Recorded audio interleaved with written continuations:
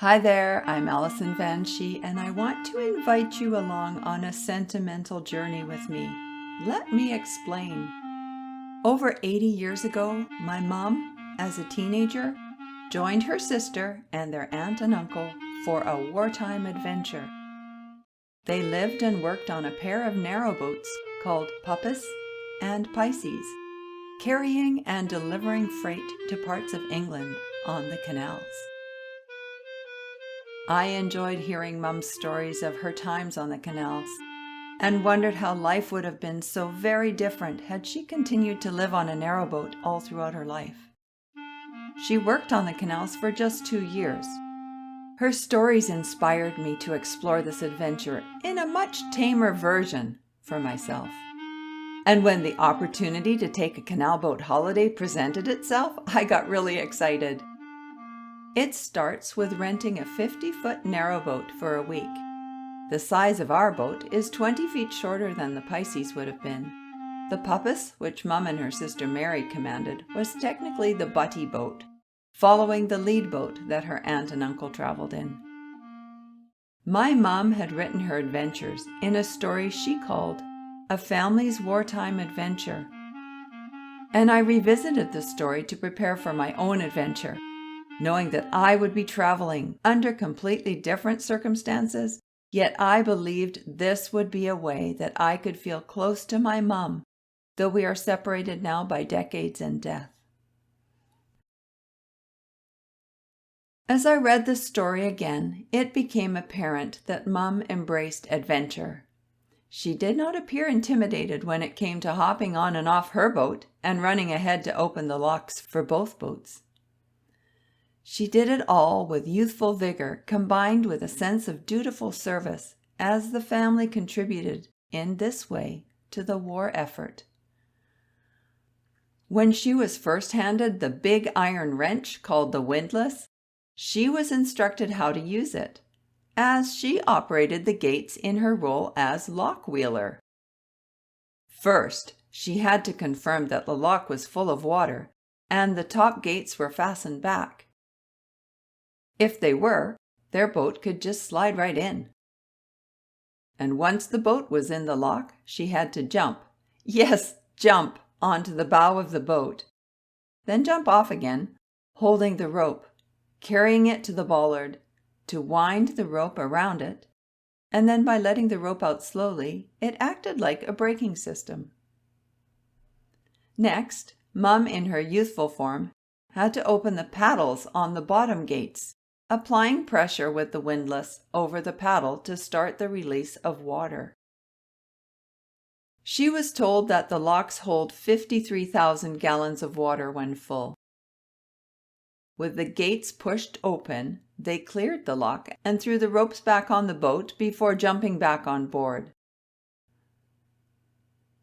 Okay, so that's the mechanics of the locks sorted out. But she also had to walk along the top of the gate, kind of like on a balance beam. Fortunately, there was an iron handrail to hold on to. I envision my fearless teenaged mother scampering along the top of the gate and jumping on and off the boat with confidence and agility, as she always had a buoyant, positive energy. What an amazing training ground life on the canals must have provided for her. Their work on the canals provided little time for play, so they found moments of joy in simple things while on the boat, such as identifying birds they saw and the small animals that they watched scurrying along the shore. They had very little opportunity to go shopping, as the boats were on the move from sunrise to sunset, covering as many miles as possible while daylight lasted. I expect I will too be watching for scurrying animals on the banks of the canal, but perhaps not with a teenaged enthusiasm. In 1941 and 1942, there were still horse-drawn boats, with the horses walking and pulling from the towpath. I'll let you know if I see any horses 80 years hence. With the hours they worked, they were very tired by the time it got dark. Yet, occasionally, in the evening, they would play card games. On hot summer nights, if they had delivered their cargo already and the boat's cargo deck was empty, they would take their pillows and a blanket and sleep under the stars. In the morning of that next day, their work would have to start all over again, though. And this work meant they had to learn to secure the loads of cargo, and they were schooled in the use of the tiller, which was fastened to the rudder and used with a gentle pressure to turn the boat with precision. We never had a boat in our family, but if we'd had one, I'm sure my mother would have been the master mariner. So when they weren't sleeping under the stars, where did they sleep, and what were their living quarters like? They entered their living quarters through 2 low open doors into what Mum described as a miniature living room, with a small fireplace standing in one corner. But she and her sister were curious about the necessities, wondering, where is the sink, the tap, and the toilet? Perhaps you're wondering too. So they were given a bowl to wash in, with instructions to scoop water from the canal and then heat it by the fire, but never to drink it. And toileting? Well, Mum was told how you manage your toilet will be your own decision, and in her writings, she did not expound on this rather private detail. So bathing was to be done in the canal, or they could go to public bathhouses, which was a necessity during the winter months. A public bath would cost them a shilling, and there were 20 shillings in £1. How did they access fresh water, though? Well, apparently, there are taps at specific locations along the towpath, and boaters use big tin jugs to port the water for drinking. Water used for everything else came from the canal. The jugs would be fastened to the boat's chimney, and often boaters would decorate their tin jugs. Mum described some of them as works of art. This has changed to some extent, as we have toilets and sinks and even a shower on our rented narrowboat. But we still need to fill our potable water from taps at filling stations along the canal. No space was wasted in the cabin, which Mum described as looking a little bit like a dollhouse. Cupboards of all shapes and sizes lined the walls. One such cupboard, that was attached to the ceiling, turned out not to be a cupboard at all, but it was a table. From its hinge they could lower it towards a bench, so they had a place to sit at their small table. At the end of the cabin was a bed, wooden-based, with a very hard mattress.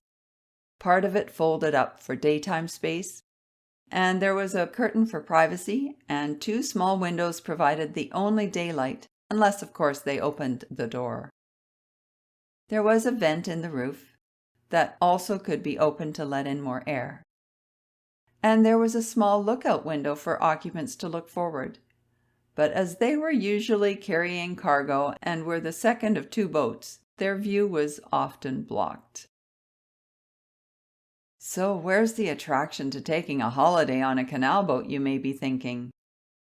Thankfully, there have been significant advancements in narrowboats over these 8 decades, and they are no longer primarily used for traditional work, but for leisure and recreation.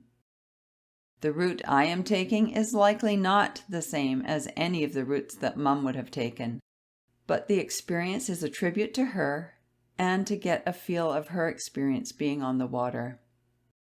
However, there are some experiences I do not wish to replicate, such as the time she fell into the canal. And I must tell you, my mum could not swim. Here's how she described it. In the winter, Mum and her sister were using ice hooks to clear ice chunks from the locks so that the boats could enter. Well, Mum was exhibiting an overachieving nature, or perhaps a little competition was happening between her and her older sister. She wanted to reach for the biggest chunk of ice, and she managed, but she couldn't move it. So she pushed harder and harder against the hook. Then the ice did move, but her hook slipped off the ice, causing her to slip into the icy waters. She sank in her wet clothes, but somehow, she says, she was able to rise upward and break through the water's surface. But ice was blocking her way out of the water. Her aunt grabbed for her, but even as she did, Mum couldn't grab onto the side of the canal. Instead, she managed to push away with her feet to a patch clear of ice that was further along. By this time, her uncle had arrived to the rescue. He was able to grasp her waterlogged coat and heave her out of the frigid water. She coughed and spluttered and just wanted to lie down. That wasn't a good idea, and her uncle hauled her to her feet, instructing her to keep moving as he didn't want her to freeze. A while later, after she had warmed by the fire and changed into dry clothes, she was able to rejoin her sister, who was operating the locks. Mum credits God with saving her life that day and highlights several reasons. She couldn't swim. She was weighed down by her wet clothes. She plunged to the bottom of the lock and yet was able to resurface without having a clue how this had been possible. There was another story involving the winter ice. This time the water had frozen over, preventing the boats from moving. What could they do in this impossible situation? They had to wait for milder weather. And thankfully, because of England's milder climate, the temperature warmed up enough for them to break through the ice and move again the next day. As we are on the canals in September, we don't anticipate any icy conditions. As they motored along the canals, they enjoyed seeing the beautiful countryside. I imagine there were far less residential populations than what we will see adorning the shores now in 2023. And each night, they never knew where they would tie up their boats. Will we share that in common? They went through locks. They went through tunnels. Based on Mum's account, tunnels do not sound appealing to me. She described them as often being long, dark, low-ceilinged, cold, and worse yet, they had cold water dripping on them from the overhead vents. The tunnels were noisy from the boat motor, and they were often challenging, especially when another canal boat entered from the other end of the tunnel. But there were shorter tunnels that weren't so cold and wet for her. One tunnel they traveled through, however, was a mile long, not her favorite at all. They saw towns and cities, including London and Birmingham. They witnessed miles of evidence of the realities of the war, with bombed-out buildings and shops. They felt the resolve and resilience of the English shopkeepers who put up makeshift storefronts where theirs had been destroyed, a reminder of the dangerous time of this adventure for them. After following her adventures, it's no wonder nothing seemed to faze her when faced with new challenges in life. And it's no wonder my mum is my hero and inspired this trip for my husband and me along the canals of England. Thank you for joining me on this sentimental journey. I hope you enjoyed it. I sure did. And thanks, Mum, for this inspiration.